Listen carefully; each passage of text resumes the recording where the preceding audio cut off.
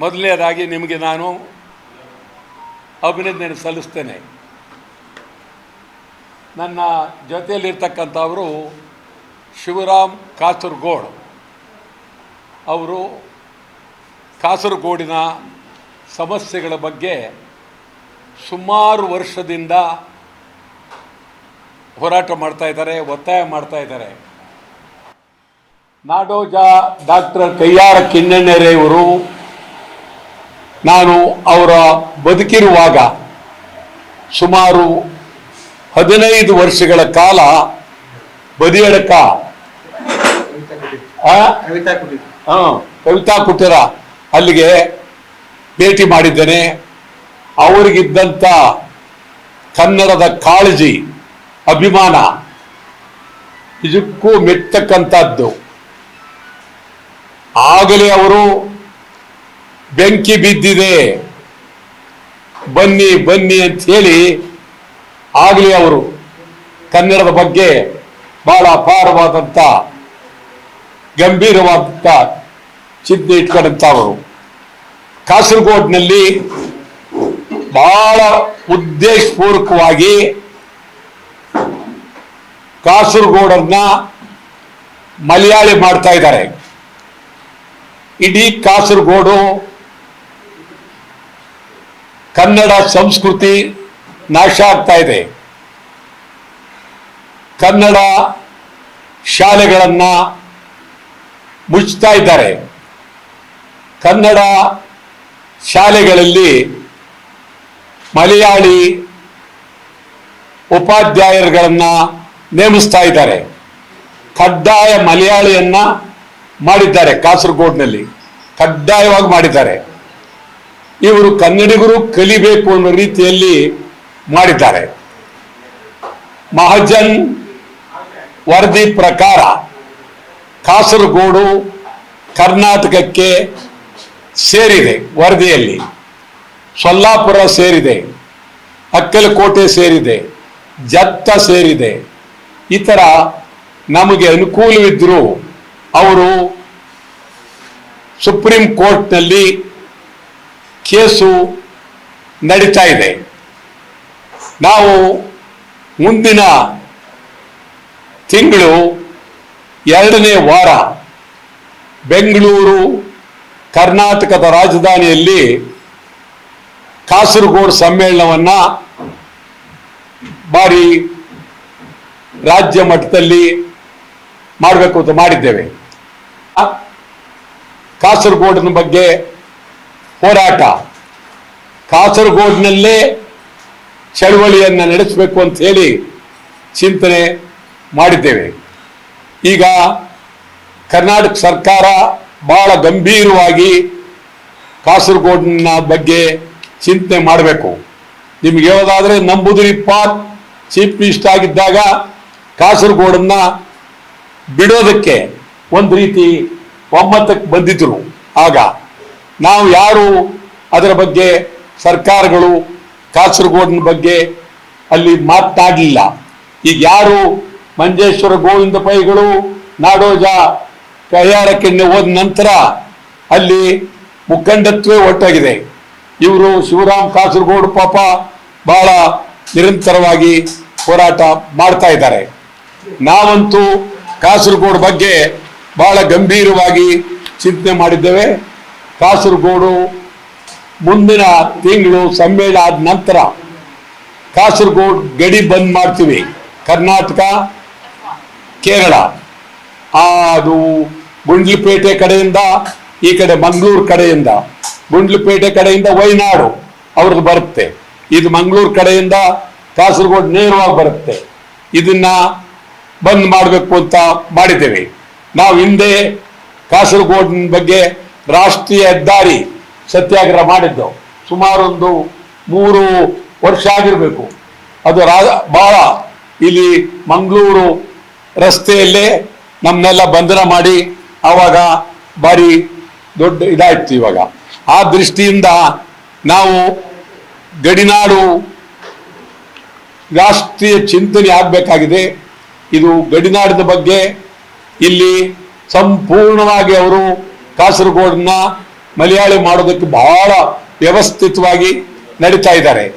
ಈ ಬಗ್ಗೆ ನಮ್ಮ ಶಾಸನಸಭೆಯಲ್ಲೂ ಯಾರೂ ಮಾತಾಡಲಿಲ್ಲ, ವಿಧಾನ ಪರಿಷತ್ನಲ್ಲೂ ಮಾತಾಡಲಿಲ್ಲ, ಪಾರ್ಲಿಮೆಂಟ್ನಲ್ಲೂ ನಮ್ಮ ಸದಸ್ಯರು ಪಾರ್ಲಿಮೆಂಟ್ಗೆ ಹೋಗಿರೋರು ಈ ಗಡಿನಾಡದ ಬಗ್ಗೆ ಮಾತಾಡಲಿಲ್ಲ. ಇದು ಪರಿಸ್ಥಿತಿ ಇದೆ. ಆದ್ದರಿಂದ ಕಾಸರಗೋಡಿನ ಜನ ಮುಂದೇನು ಅನ್ನುವ ಭಯ ಭೀತಿಯ ವಾತಾವರಣದಲ್ಲಿ ಇದ್ದಾರೆ. ಒಂದು ರೀತಿ ಕರ್ನಾಟಕ ನಾನು ನೋಡ್ತಾ ಇದ್ದೀನಿ. ಒಂದೇ ಸಮಯಕ್ಕೆ ನಿಮ್ಗೆ ಹೇಳೋದಾದ್ರೆ, ನಾನು 67ಕ್ಕೆ ಅಸೆಂಬ್ಲಿ ಮೆಂಬರ್ ಆಗಿದ್ದೆ. 1967 ನಾನು ಅಸೆಂಬ್ಲಿ ಮೆಂಬರ್ ಆಗ. ನಿಜಲಿಂಗಪ್ಪನವರು ಆಗ ಮುಖ್ಯಮಂತ್ರಿ, ಈ ರಾಜ್ಯದ ಮುಖ್ಯಮಂತ್ರಿ ಆಗಿದ್ದು. ನಾವು 67 ಆಗ ನಾನು ಸುಮಾರು ನನಗೆ 20-25 ವರ್ಷ. ಆವಾಗ ಫಸ್ಟ್ ಮೆಂಬರ್ ಅಸೆಂಬ್ಲಿಗೆ ಬೆಂಗಳೂರಿನಿಂದ ಗೆದ್ದಿದ್ದೆ. ನಿರಂತರ ಹೋರಾಟ ಮಾಡಿದ್ದೇವೆ. ಸಾವಿರ ಹೋರಾಟಗಳನ್ನು ಈ ರಾಜ್ಯದಲ್ಲಿ ನಡೆಸಿದ್ದೇವೆ ಕನ್ನಡಕ್ಕಾಗಿ, ಕನ್ನಡಿಗರಿಗಾಗಿ. ಇವತ್ತು ಕರ್ನಾಟಕದಲ್ಲಿ ಪರಭಾಷೆಯವರ ದಾಳಿ ಭಾರಿ ಆಗಿದೆ. ನಾವು ಮಂಗಳೂರನ್ನೇ ನೋಡಿದಾಗ ಮಂಗಳೂರಿನ ಪರಿಸ್ಥಿತಿನೇ ಏನಾಗುತ್ತೋ ಮುಂದೆ ಅನ್ನುವಷ್ಟು ನೋವಾಗುತ್ತೆ ಇಲ್ಲಿ. ಆದ್ರಿಂದ ಮಂಗಳೂರು, ಕರಾವಳಿ ಜಿಲ್ಲೆಗಳು, ಕಾರವಾರ, ಮಂಗಳೂರು ಇವೆಲ್ಲ ಇದ್ರ ಬಗ್ಗೆ ನಾವು ಪ್ರಾಮಾಣಿಕ ಚಿಂತನೆ ಮಾಡದೇ ಇದ್ರೆ ಮುಂದಿನ ದಿನಗಳಲ್ಲಿ ಕನ್ನಡಿಗರು ಬಹಳ ಅಲ್ಪಸಂಖ್ಯಾತರಾಗ್ತಕ್ಕಂಥ ಪರಿಸ್ಥಿತಿ ಬರುತ್ತೆ. ಕನಿಷ್ಠ ಬಂದವರು ಇಲ್ಲಿ ಕನ್ನಡದ ಬಗ್ಗೆ, ಕನ್ನಡ ಸಂಸ್ಕೃತಿಯ ಬಗ್ಗೆ ಇವರಿಗೆ ಚಿಂತೆ ಇಲ್ಲ, ಯಾವ ಇದರ ಬಗ್ಗೆ ಗೌರವ ಇಲ್ಲ. ಇವತ್ತು ಎಲ್ಲ ಕಡೆ ಬಿಹಾರ್ನವ್ರು ಬರ್ತಾ ಇದ್ದಾರೆ, UP ಅವರು ಬರ್ತಾ ಇದ್ದಾರೆ. ಏನು ಇಡೀ ಕರ್ನಾಟಕ ಏನು ಆಗ್ತಾ ಇದೆ ಅಂತಂದ್ರೆ ಇದನ್ನ ಬಹಳ ಚಿಂತನೆ ಮಾಡೋಕ್ಕಾಗೋದಿಲ್ಲ. ಈಗ ರಸ್ತೆಯಲ್ಲಿ ನಿಂತ್ಕೊಂಡು ಪಾನಿಪೂರಿ ಮಾಡೋರು ಹೊರಗಡೆಯವರು, ರಸ್ತೆಯಲ್ಲಿ ತಿರುಗಾಡ್ತಕ್ಕಂಥವ್ರು ಹೊರಗಡೆಯವರು, ಹೇರ್ ಕಟಿಂಗ್ ಸಲೂನ್ ಹೊರಗಡೆಯವ್ರದ್ದು. ಏನ್ರಿ ಒಂದು ರೀತಿ ಕರ್ನಾಟಕ ಪರಭಾಷೆಯವರ ರಾಜ್ಯ ಆಗ್ತಾ ಇದೆ. ಇದ್ರ ಬಗ್ಗೆ ನಾವು ಚಿಂತನೆ ಮಾಡಬೇಕು. ಮೊದಲನೇದಾಗಿ ITBT ಅವರು ಕನ್ನಡಿಗರ ಬಗ್ಗೆ ಸ್ವಲ್ಪ ಗಂಭೀರವಾಗಿ ಚಿಂತನೆ ಮಾಡಬೇಕು. ಕನ್ನಡಿಗರನ್ನ ಕಡೆಗಾಡಿಸ್ತಾರೆ. ಕರ್ನಾಟಕದಲ್ಲಿ ಅವ್ರಿಗೆ ಜಮೀನ್ ಬೇಕು, ಸಂಪಾದನೆ ಮಾಡಬೇಕು, ಆದ್ರೆ ಕನ್ನಡಿಗರನ್ನ ಕಡೆಗಾಡಿಸ್ತಾರೆ. ತಮಗೆ ಹೇಳ್ತೀನಿ, ಒಂದು ಕಾಲದಲ್ಲಿ ಬೆಂಗಳೂರಿನಲ್ಲಿ ಸುಮಾರು 59-60ರ ದಶಕದಲ್ಲಿ ಬೆಂಗಳೂರಿನ ಪ್ರತಿ ಹೋಟೆಲ್ನಲ್ಲೂ ಉಡುಪಿಯ ಜನ ಅದ್ಭುತವಾಗಿದ್ದರು. ಇವತ್ತು ಅಲ್ಲಿ ಅದರ ಬದಲು ಉಡುಪಿಯವರ ಬದಲು ಉಡುಪಿಯವರೇ ಕನ್ನಡ ಚಳುವಳಿಯಲ್ಲಿ ಬಹಳ ಅಗ್ರಗಣ್ಯ ಪಾತ್ರವನ್ನು ವಹಿಸಿದ್ರು ಒಂದು ಕಾಲದಲ್ಲಿ. ಇವತ್ತು ನೋಡಿದ್ರೆ ಉಡುಪಿ ಹೋಟೆಲ್ಗಳಲ್ಲೂ ಬಿಹಾರ್ನವರು ಕೆಲಸ ಮಾಡ್ತಾ ಇದ್ದಾರೆ. ಆ ಪರಿಸ್ಥಿತಿ ನಿರ್ಮಾಣ ಆಗಿದೆ. ಎಚ್ಚರ ವಹಿಸ್ತಾ ಇದ್ರೆ ಕರ್ನಾಟಕದಲ್ಲಿ ಬಹಳ ಕನ್ನಡಿಗರ ಮೇಲೆ ದುರಂತ. ಮೊದಲು ತಮಗೆ ಹೇಳೋದಾದರೆ, ನಮ್ಮ ಸರೋಜಿನಿ ಮಹಿಷಿ ವರದಿಯನ್ನು ಜಾರಿ ಮಾಡಬೇಕು ಅಂತೇಳಿ ವರದಿಯನ್ನು ನೇಮಕ ಆಯಿತು. ರಾಮಕೃಷ್ಣ ಹೆಗಡೆ ಕಾಲದಲ್ಲಿ ನೇಮಕ ಆಯಿತು. ಇವತ್ತು ಆ ವರದಿ ಮೂಲೆ ಗುಂಪಾಗಿದೆ. ಮತ್ತು ಮೊನ್ನೆ ಸರ್ಕಾರದವರು ಇದನ್ನ ಕನ್ನಡಿಗರಿಗೆ ಉದ್ಯೋಗ ನೀಡಬೇಕು ಅಂತ ಹೇಳಿ ಮಸೂದೆಯನ್ನು ಮಂಡಿಸಬೇಕಾಗಿತ್ತು ಶಾಸನಸಭೆಯಲ್ಲಿ. ಆದರೆ ಅಲ್ಲಿ ಆ ITBT ಅವರ ಒತ್ತಡಕ್ಕೆ ಮಣಿದು ಮಸೂದೆಯನ್ನ ಕ್ಯಾಬಿನೆಟ್ ತೀರ್ಮಾನ ತಗೊಂಡ್ರು, ಅಸೆಂಬ್ಲಿಲಿ ಮಂಡಿಸಕ್ಕಾಗಲಿಲ್ಲ. ಇದು ನಿಜವಾಗ್ಲೂ ನಮಗೆ ಕನ್ನಡಿಗರಿಗೆ ಆಗ್ತಕ್ಕಂಥ ಬಹಳ ದೊಡ್ಡ ಘೋರ ಅನ್ಯಾಯ. ಆ ದೃಷ್ಟಿಯಿಂದ ಮುಂದಿನ ದಿನಗಳಲ್ಲಿ ಇದು ಒಂದು ಕಾಯ್ದೆ ಆಗಬೇಕು. ಕನ್ನಡಿಗರಿಗೆ ಯಾರೇ ಕರ್ನಾಟಕದಲ್ಲಿ ಕಾರ್ಖಾನೆಗಳಾಗ್ಲಿ ಸಂಸ್ಥೆಗಳಾಗ್ಲಿ ಏನೇ ಮಾಡಿದ್ರು ಕನ್ನಡಿಗರಿಗೆ ಇಷ್ಟು ಜನಕ್ಕೆ ಕೊಡ್ಲೇಬೇಕು ಅಂತ. ನಿಮಗೆ ಹೇಳೋದಾದರೆ, ಬಳ್ಳಾರಿಯಲ್ಲಿ ಆ ಜಿಂದಾಲ್ ಕಂಪನಿಯವರಿಗೆ 11,000 ಎಕರೆ, ಒಂದಲ್ಲ ಎರಡಲ್ಲ 11,000 ಎಕರೆ ಮೊದಲು 6,000ಕ್ಕೆ ಕೊಟ್ಟಿದ್ರು. ಈಗ ಮೊನ್ನೆ ತೀರ್ಮಾನ ಮಾಡಿ ಮತ್ತೆ 3,500 ಎಕರೆ, ಒಂದು ಎಕರೆಗೆ 1.5 ಲಕ್ಷ ರೂಪಾಯಿ, 1.5 ಲಕ್ಷ ರೂಪಾಯಿನಂತೆ ಜಿಂದಾಲಕ್ಕೆ ಕೊಟ್ಟಿದ್ದಾರೆ. ಜಿಂದಾಲ್ನವರು ಎಷ್ಟು ಕನ್ನಡಿಗರನ್ನ ತೆಗೆದುಕೊಂಡಿದ್ದಾರೆ ಏನು ಅಂತ ಹೇಳಿ ನಮ್ಮಲ್ಲಿ ಕೈಗಾರಿಕಾ ಇಲಾಖೆಯವರು ನೋಡಲಿಲ್ಲ, ಮಾತಾಡಲಿಲ್ಲ. ಇದೇ ಪ್ರಕಾರ ಕರ್ನಾಟಕದ ITBT ಅವರ ಹತ್ರ ಮಾತಾಡಬೇಕು. ಅವರು ಬಹಳ ನಮ್ಮ ನಿಜವಾಗ್ಲೂ ನಾನು ಹೇಳ್ತೇನೆ, ನಾನು ಎಂದೋ ಸ್ವಲ್ಪ ಬದಲಾವಣೆ ಆಗಿದ್ರೆ ಈ ರಾಜ್ಯದಲ್ಲಿ ನಾ ಏನ್ ಬೇಕಾದರೂ ಆಗ್ಬೋದಾಗಿತ್ತು. ಕನ್ನಡ ಬಿಟ್ಟು ಅತ್ತಿತ್ತ ಅಳ್ಳಾಡ್ಲಿಲ್ಲ.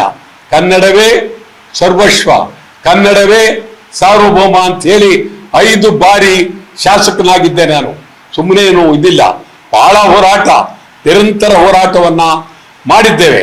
ಆ ದೃಷ್ಟಿಯಿಂದ ಇವತ್ತು ತಾವು ಅತ್ಯಂತ ಗಂಭೀರವಾಗಿ ಚಿಂತನೆ ಮಾಡಬೇಕು. ಇದನ್ನ ಮೀಡಿಯಾದವರು ಒಂದು ಕಾಸರಗೋಡು ಮತ್ತು ಹೊರಭಾಷೆಯವರ ರಾಜ್ಯ ಆಗುವುದನ್ನ ನಾವು ಕನಿಷ್ಠ ಅವರು ಇಲ್ಲಿ ಬಂದು ಕನ್ನಡನೂ ಕಲಿಯೋದಿಲ್ಲ, ಕನ್ನಡನಾರು ಕಲಿಯೋದಿಲ್ಲ, ಕನ್ನಡನೂ ಕಲಿಯೋದಿಲ್ಲ. ಅವ್ರ ಭಾಷೆಯಲ್ಲಿ ನಾವು ಮಾತಾಡಬೇಕಾಗಿದೆ. ಆ ಪರಿಸ್ಥಿತಿ ನಿರ್ಮಾಣ ಆಗಿದೆ. ಆ ದೃಷ್ಟಿಯಿಂದ ಇದು ಬಹಳ ಗಂಭೀರವಾದಂಥ ವಿಚಾರ. ನಾನು ಇಲ್ಲಿ ಬಂದು ಹಾಗೆ ಹೋಗೋದು ಸರಿ ಇಲ್ಲ ಅಂತ ಹೇಳಿ ನಿಮ್ಗಳನ್ನ ನೋಡ್ಬೇಕಲ್ಲ ಅಂತ ಹೇಳಿ ಬಹಳ ಅತ್ಯಂತ ಪ್ರೀತಿ, ಗೌರವ, ವಿಶ್ವಾಸದಿಂದ ನಮ್ಮ ಮಾಡಿದ ಮೀಡಿಯಾದವ್ರನ್ನ ನಾನು ಭೇಟಿ ಮಾಡ್ತಾ ಇದ್ದೀನಿ. ತಾವು ಸುದ್ದಿಗಿಂತ ಹೆಚ್ಚಾಗಿ ನಿಮ್ಮನ್ನು ಭೇಟಿ ಮಾಡೋದೇ ಒಂದು ಸಂತೋಷ ಅಂತೇಳಿ ಬಹಳ ಗೌರವ ಪ್ರೀತಿಯಿಂದ ತಮ್ಮನ್ನ ಭೇಟಿ ಮಾಡ್ತಾ ಇದ್ದೀನಿ. ಮುಂದಿನ ದಿನಗಳಲ್ಲಿ ಹೋರಾಟ ಈ ಕರಾವಳಿ ಜಿಲ್ಲೆಗಳಲ್ಲೂ ಆರಂಭ ಆಗುತ್ತೆ. ಇದು ಕಾರವಾರದಲ್ಲೂ ಆಗುತ್ತೆ, ಬೆಂಗಳೂರು ಆಗುತ್ತೆ, ಮಂಗಳೂರು ಆಗುತ್ತೆ, ಉಡುಪಿಲಾಗುತ್ತೆ ಮತ್ತು ಮೊದಲು ಕಾಸರಗೋಡಿನ ಚಳುವಳಿಯನ್ನ ಕೈಗೆತ್ಕೊಳ್ತೀವಿ. ಡಿಸೆಂಬರ್ 2ನೇ ವಾರ ಬೆಂಗಳೂರಿನಲ್ಲಿ ಮಹಾ ಸಮ್ಮೇಳನವನ್ನ ಮಾಡಿ ನಿರ್ಣಯವನ್ನ ಕೈಗೊಳ್ತೀವಿ. ಇದು ತಮ್ಮ ಗಮನಕ್ಕೆ ತರ್ತಾ ಇದ್ದೇನೆ. ಯಾವುದು ಗಡಿ ಬಂದು ಈಗ ಮುಂದಿನ ತಿಂಗಳು 2ನೇ ವಾರ ನಾವು ಬೆಂಗಳೂರಿನಲ್ಲಿ ಕಾಸರಗೋಡು ಸಮ್ಮೇಳನ ಮಾಡ್ತೀವಿ. ಅದಾದ ನಂತರ ಕೂಡಲೇ 3ನೇ ವಾರದಲ್ಲಿ ಇಲ್ಲೇ ರಾಷ್ಟ್ರೀಯ ಹೆದ್ದಾರಿಯನ್ನ ಇಲ್ಲೇ ಬಂದ್ ಮಾಡ್ತೀವಿ. ಮೊದಲು ಮಂಗಳೂರು ಕಾಸರಗೋಡು ರಾಷ್ಟ್ರೀಯ ಹೆದ್ದಾರಿ ಬಂದ್ ಮಾಡಬೇಕು ಅಂತ ಹೇಳಿ ತೀರ್ಮಾನ ಮಾಡಿದ್ದೇವೆ. 1ನೇ ತಿಂಗಳು 3ನೇ ವಾರವೇ ಇಲ್ಲಿ ರಾಷ್ಟ್ರೀಯ ಹೆದ್ದಾರಿ ಬಂದ್ ಮಾಡೋ ಮೂಲಕ ನಾವು ಸಂಪೂರ್ಣವಾದಂತ ಹೋರಾಟವನ್ನ ಮಾಡಬೇಕು ಅಂತ ಹೇಳಿ ತೀರ್ಮಾನ ಮಾಡಿದ್ದೇವೆ. ಈಗ 2ನೇ ವಾರದಲ್ಲಿ ನೀವು ಸಮಾವೇಶ ಎಲ್ಲ ಮಾಡ್ತಾ ಇದ್ದೀರಿ, ಸರ್ಕಾರದ ಗಮನ ಸೆಳೀಲಿಕ್ಕೆ ನೋಡ್ತಾ ಇದ್ದೀರಿ. ಆದ್ರೆ ಸರ್ಕಾರದಲ್ಲಿ ಈಗ ಕೃಷಿ ಕಚ್ಚಾಟ ನಡೀತಾ ಇದೆಲ್ಲ, ಸರ್ಕಾರದ್ದು ಈ ಸಂದರ್ಭದಲ್ಲಿ ನೀವು ಮಾತನಾಡಬೇಕಾಗುತ್ತೆ. ಒಂದು ಮುಖ್ಯಮಂತ್ರಿ ಯಾರು ಬೇಕಾದ್ರೂ ಆಗ್ಬೋದು, ಮುಖ್ಯಮಂತ್ರಿ ಆಗ್ಬೋದು ಯಾರು ಬೇಕಾದರೂ. ಯಾರು ಶಾಸಕಾಂಗದ ಮೆಜಾರಿಟಿ ಇರ್ತಕ್ಕಂಥ ಆಗ್ಬೋದು. ಸಿದ್ದರಾಮಯ್ಯನವರನ್ನ ಯಾಕೆ ತೆಗಿಬೇಕು? ಕಾರಣ ಏನು? ಈಗ ಸಿದ್ದರಾಮಯ್ಯನವರನ್ನ ತೆಗೆದು ಅವರಂತ ಒಬ್ಬ ವ್ಯಕ್ತಿ ಈಗ ಸದ್ಯಕ್ಕೆ ಕಾಂಗ್ರೆಸ್ನಲ್ಲೂ ಇಲ್ಲ, ಬಿಜೆಪಿನಲ್ಲೂ ಇಲ್ಲ, JDSನಲ್ಲೂ ಇಲ್ಲ. ಸಿದ್ದರಾಮಯ್ಯ 5 ವರ್ಷ ಮುಖ್ಯಮಂತ್ರಿ ಆಗಿದ್ದರು ಹಿಂದೆ, ಈಗ 2.5 ವರ್ಷ ಆಯಿತು. ಬಹಳ ಅದ್ಭುತವಾದಂಥ ಚಿಂತನೆ ಮಾಡಿರ್ತಕ್ಕಂಥ ವ್ಯಕ್ತಿ ಮತ್ತು ಆ ಒಂದು ಮುಖ್ಯಮಂತ್ರಿ ಆಗುವ ಎಲ್ಲ ಅರ್ಹತೆಗಳಿದ್ದು 7 ವರ್ಷದಿಂದ ಮುಖ್ಯಮಂತ್ರಿ ಆಗಿದ್ದಾರೆ. ಈಗ ಅವರನ್ನ ತೆಗೆದು ಅವರ ಸ್ಥಾನಕ್ಕೆ ರಾಜಕೀಯವಾಗಿ ತರಬಹುದಷ್ಟೇ ಹೊರತು ಬೇರೆಯವರು ಬರೋದಕ್ಕೆ ಅಂತ ವ್ಯಕ್ತಿಗಳು ಯಾರು ಇಲ್ಲ. ನಾನಂತೂ ಹೇಳ್ತೀನಿ, ಸಿದ್ದರಾಮಯ್ಯನ ತೆಗೆದರೆ ರಾಜ್ಯದಲ್ಲಿ ಭಾರಿ ದೊಡ್ಡ ಕ್ರಾಂತಿನೇ ಆಗುತ್ತೆ, ಹೋರಾಟ ಆಗುತ್ತೆ. ಅದರಲ್ಲೇನು ಬೇರೆ ಮಾತಿಲ್ಲ. ಸಾವಿರಾರು ಜನ ಜೈಲ್ಗೆ ಹೋಗೋಕ್ಕೂ ಸಿದ್ಧ. ಸಿದ್ದರಾಮಯ್ಯನವ್ರನ್ನ ತೆಗೆಯೋದು ಅಷ್ಟು ಸುಲಭವಲ್ಲ. ತೆಗೆಯೋದ್ರಿಂದ ರಾಜ್ಯಕ್ಕೇನು ಒಳ್ಳೇದಾಗೋದಿಲ್ಲ. ಒಂದು ಚಿಂತನೆ ಇರ್ತಕ್ಕಂಥ ವ್ಯಕ್ತಿ, ಅಭಿಮಾನ ಇರ್ತಕ್ಕಂಥ ವ್ಯಕ್ತಿ, 50 ವರ್ಷದ ರಾಜಕಾರಣ, ಶಾಸಕರಾಗಿ ಉಪಮುಖ್ಯಮಂತ್ರಿಯಾಗಿ ಮಂತ್ರಿ ಆಗಿದ್ದಾರೆ. ಈಗ ಅವರು ತೆಗೆದು ಬೇರೆಯವರು ಬರಬೇಕು ಅಂತಕ್ಕಂಥ ಚಿಂತನೆ ಇದೆಯಲ್ಲ, ಇದು ಸಾಧುವಲ್ಲ. ಮತ್ತು ಇದಕ್ಕೆ ಅವರು ಹೈಕಮಾಂಡ್ ಅವ್ರು ಕೈ ಹಾಕಿದ್ರೆ ಇದು ನಿಜವಾಗ್ಲೂ ಬೆಂಕಿ ಜೊತೆಲಿ ಸರ್ಸಾದಂಗಾಗುತ್ತೆ, ಒಳ್ಳೇದಂತೂ ಆಗೋದಿಲ್ಲ. ಸ್ಪಷ್ಟವಾಗಿ ನೇರವಾಗಿ ಹೇಳ್ತಾ ಇದ್ದೇನೆ ನಾನು.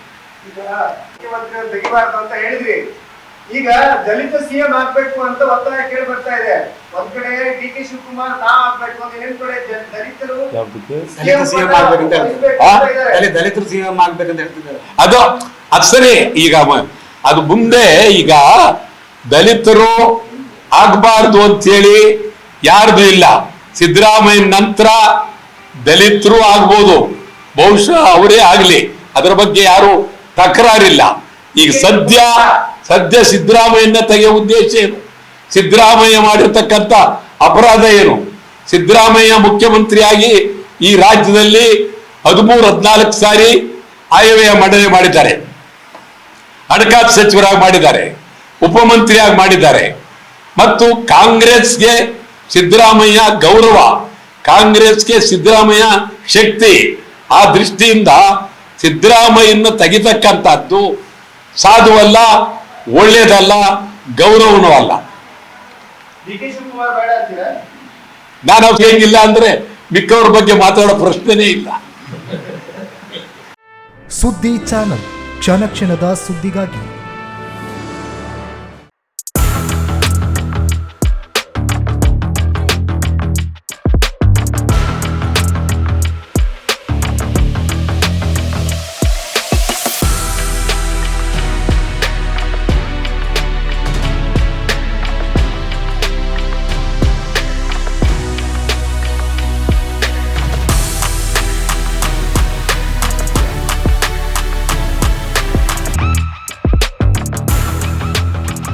ನವರತ್ನ ಎಲೆಕ್ಟ್ರಿಕಲ್ ಅಂಡ್ ಪ್ಲಂಬಿಂಗ್ 25 ವರ್ಷಗಳಿಂದ ನಂಬಿಕೆ, ಗುಣಮಟ್ಟದೊಂದಿಗೆ ವಿಶ್ವಾಸಾರ್ಹ ಸೇವೆ. ಒಂದೇ ಸೂರಿನಡಿ ಅತ್ಯಂತ ಕಡಿಮೆ ಬೆಲೆಗೆ ಗುಣಮಟ್ಟದ ವಸ್ತುಗಳು. Electronics, plumbing, hardware, home appliances, sanitary, LED lights. Navaratna electrical and plumbing, Sachin ಟ್ರೇಡರ್ಸ್ನ ಮುಂಭಾಗ, ಮುಖ್ಯ ರಸ್ತೆ, ದರ್ಬೆ, ಪುತ್ತೂರು. ಸಂಪರ್ಕಿಸಿ 9003814451 9945521951 990178461.